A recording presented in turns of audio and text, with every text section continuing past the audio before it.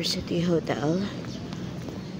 Grand Lodge of the Philippines. Not Lodge number 12. University Hotel here in UP. Ooh, pet-friendly pala ang University Hotel. Should have brought my loves. Let's go to work.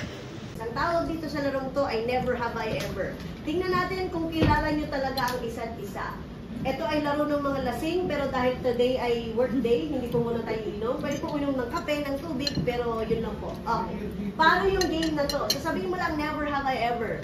Sasabihin mo something you've never done before, pero alam mong nagawa na ng iba. Kasi, if someone says something na nagawa mo na, nakain mo na, napuntahan mo na, you lose a finger. You will win this game if you're the last man.